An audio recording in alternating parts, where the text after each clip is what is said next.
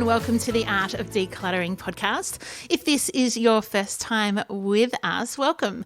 We're a weekly podcast talking about the art of decluttering, funnily that, talking about intentional living and being organised and just how to run a household and live your life in a way that is unbound by stuff. I want to help you experience true freedom from clutter. And so today we're going to do that, talking about the Pareto Principle. I searched back through our episode history of like 400 odd episodes. I could not believe it that I have not done an episode on this principle because it's one of my favorite economic principles. I know you all have favorite economic principles as well. You're a total geek like me. But it may be more colloquially known, oh dear, starting well. It may be more, let me try it again, colloquially known as the 80-20 rule. So Cal and I were talking about the Pareto Principle this afternoon, just in the context of some stuff that we're doing, and he said, do you know there's lots of people that don't even know about it? And I was like, that's not true. Everybody knows about the Pareto Principle. He's like, they totally don't. And I went, well, that's going to end today. I'm going to make sure at least my listeners are familiar with this principle because it's also known as, so Pareto was an engineer back when. I can even tell you back when if you like. Let me just have a look because I closed the Wikipedia page already. Too bad, you have to look it up yourselves. But he also called it the law of the vital few. So I'm going to explain it to you in terms of economics, occupational health and safety, computer science, fundraising, healthcare, just to kind of give you an overarching idea of what this 80-20 rule is, law of the vital few. And then we're going to talk about how it applies to you, how it applies to me, and how it applies in our homes in relation to decluttering and organising. And we're going to go super deep. We're going to go super practical. And I'm also going to ask you to question yourself and really think deeply about how this principle is playing out in your home, even though you may not have ever heard of it before. So economists found out that 80% of land in Italy was owned by 20% of the people. So we're talking about this 80-20 principle. Occupational health and safety officers found that 20% of hazards account for 80% of injuries. Microsoft were doing computer science bug fixing stuff and found out that 80% of their complaints were caused by just 20% of the bugs. So by fixing 20% of the bugs, they got 80% of the complaints fixed. In fundraising, it's really common that 80% of the money raised in any fundraising event is given by just 20% of givers. In business, it's often known that 80% of your income comes from 20% of clients. And this is really interesting, and this is in healthcare, is that 20% of infected people, so when it comes to infectious disease, just 20% of those who are infected are responsible for infecting 80% of the spreading infection. Hello, super spreader events, 2021 and 2020. And so you can see like right across different industry, this 80-20 principle shows that this 20% of the vital few is doing 80% of the work. And so it doesn't mean that the other 80% is completely unnecessary or not needed. You know, if you think about in healthcare or even if you're in a business or in your home, you know that this 80-20 principle plays out. So it might be that you're working in a medical clinic and you realise that in terms of going overtime in an appointment, 20% of people are responsible for 80% of your overtime appointments. And so it's, once you start thinking about it, if you're in manufacturing, you might find that 80% of your manufacturing goes to the top 20% of items sold. It is a pretty cool principle. So how does it apply to decluttering and organising? Because that's actually really important because that's, funnily enough, what we're talking about. So here's a few examples of how it might apply in your home. Studies show that we wear 20% of our clothes 80% of the time. Studies show that kids play with 20% of their toys 80% of the time. And so when you watch shows, like if you watch Space Invaders or you're working with a client, if you are a professional organizer, we often say most families could declutter around 80% of their possessions and still be left with the 20% that they actually need and use. Now, obviously, there's no kind of magic exact number to the 80-20 rule. It's a principle, but you get the idea. It's the 20% is the needed and the productive and the useful, and that 20% carries the load for the whole. I was thinking about it in terms of my work day, and I would probably say that I get 80% of my productive work done in just 20% of my time. which means then, horrifyingly, I get only 20% of my work done in the other 80% of my time, right? So that 20% where I get the 80% productivity done is carrying a hard amount of the load. And that's when you say you're in your flow or you're, really productive or you're in your zone.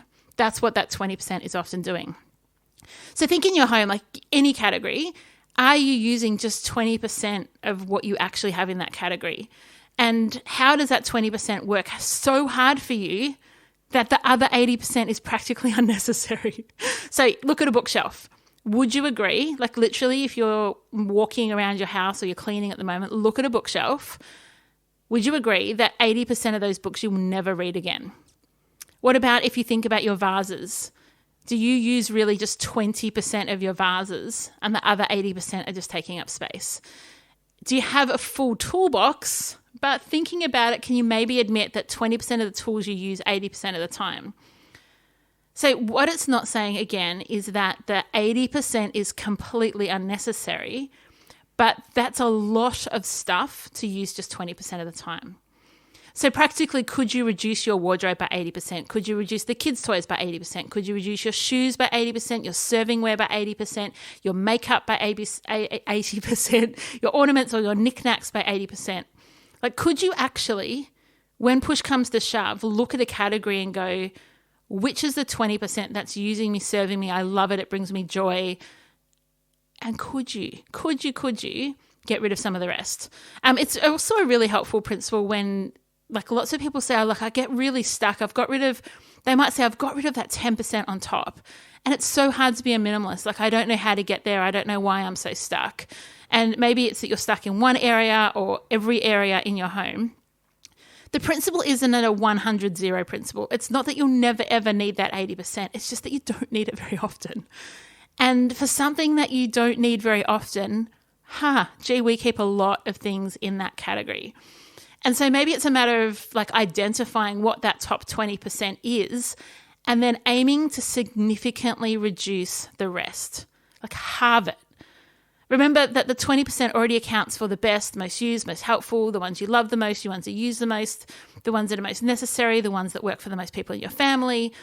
So you've got that, you've already got the good 20%, and it's sometimes pretty easy to identify what the good 20% is rather than trying to identify the 80%. So just go like, yeah, these are the ones I use and love all the time. Now that you're being honest, you go, okay, for the 20% that I like of time I have left, or 20% of situations where I might need something different, how much is actually worth keeping for that amount of time? Surely it's not worth keeping 80% of your stuff for 20% of the time. It just does not make any sense. So if you are needing something for 20% of the time, either what you've got, what is already in the top 20%, is going to work just fine, or you need to at least reduce the inventory of stuff that you have in that 80%. So be super observant. Like, can you, when you're doing your makeup in the morning, literally just look at your makeup brushes and go, oh yeah, identify quickly what's the top 20%. What are the ones I use every single day? And what am I doing with all the rest of this 80%? Which ones can go?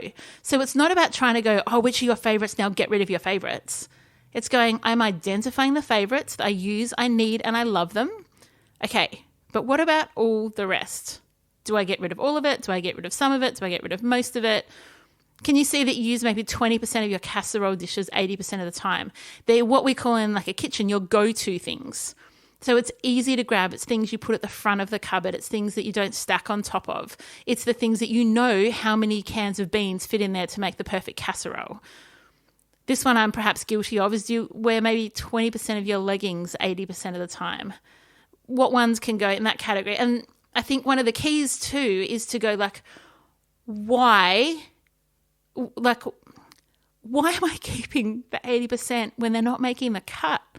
Like, why, when I go to my wardrobe and I overlook that top every single time, do I still keep it? Like, what is wrong with the 80%? Because maybe once you identify why something is not consistently making the top 20%, it's easier to make the decision to let it go. So what's wrong with this thing might be a question you could ask. Is it broken, not fit for purpose? You just don't like it, too big, too small, too awkward, too soft, too hot, too cold. Maybe it doesn't fit your storage anymore, or you have bought an easier option or a smarter option or an updated option. maybe you just simply changed your mind and you don't like it anymore. One of my team members was talking to me. She was working with a client. She was saying one of the things they did is they looked at clothes, and the client was to say whether something was rate it from 0 to 10. So 8s, 9s, and 10s were an immediate keep. Yep, you wear them, you use them, you love them, they fit you, you're comfortable, blah, blah, blah. But then she was like, anything under 5, that's just a no-go. That is just going. And any like a 5, 6, or 7, like you really have to prove to me, or prove to yourself more importantly, that this is worth keeping. If it's not, because you're not going to go for it. If you look at a 5, but you know you've got a 9, you're going to pick up the 9. And so what if we can start to get rid of the chaff at the bottom of that 80%? What if we just bring it up to like 20-20? Top 20% I love. What the percentage changes, obviously. But I've got an equal amount of the stuff that I love and an equal amount of like these other things to mix it up, change it when I need it, and all of that type of thing. So I think my challenge is that you've probably got a bit sick of me saying the numbers 80 and 20, but I do want you to think about it. Am I using 20% of my stuff 80% of the time? Like, that's really significant. Do you wear the same handbag 80% of the time? And then you've got others, you're like, I just don't use them. So have a think about why you're keeping it. What's the point? Do you sometimes change it over and it's worth it? But how much space should you be allocating for the 80% that you don't really use? Right? So it's not just an inventory and a quantity issue. It's also a space issue. It's also I've got to store it and keep it and find it and use it and wash it. And actually, it's so much easier if when you open your wardrobe, you just love everything in there. Or when you open up your storage and your plastics container and your Tupperware in the kitchen, everything has a lid and nothing's broken because you're just keeping the top 20%. So I want you to think about it. I want it to be kind of top of mind. It might be an episode you need to go back and listen to from the start to kind of get your head around how this is playing out in your home. But I reckon it can change things. I think often this might be the switch that gets flicked to help people understand minimalism, where you're going, I'm actually just going to cull the 80 and just be left with the good stuff, the stuff that I use. I just want what I need. I want what I love. And if I'm not using it, I'm just going to get rid of it. Yes, I might need it in the future. Yes, I don't believe in the Murphy's Law of throw something out and, there's an episode called Confirmation Bias. If you scroll back, I'll link it in the show notes. But sometimes we keep things because we're sure that as soon as we get rid of it, we'll need it. But you can also borrow something. You can also make do. I'm not suggesting you get rid of everything, but if you keep that top 20%, you're keeping the good stuff. You're keeping room for the things that you love and you use and you need and function well. Awesome. Okay, I hope you're motivated. I hope you can go away and kind of get your head around this. Pareto Principle, I'll link to the Wikipedia page if you want to have a little bit more of a read into it if you're a bit of an economics nerd. I hope that's helpful. Go and declutter. I want to see how much you've decluttered. Pop a photo in our Facebook community, the Art of Decluttering community on Facebook. And until next week, enjoy the freedom. I would like to acknowledge the Wurundjeri people who are the traditional custodians of the land this podcast is recorded on. I would also like to pay respects to their elders, both past and present, of the Kulin Nation, and extend that respect to other Indigenous Australians. Thank you so much for joining me today. If you enjoyed today's episode, I would love you to rate and review the show on your podcast app. That will help others to find the Art of Decluttering podcast as well. If you'd like any more information, you can visit theartofdecluttering.com.au, and I would love to see you in my Facebook group. Just search the Art of Decluttering community on Facebook and join today.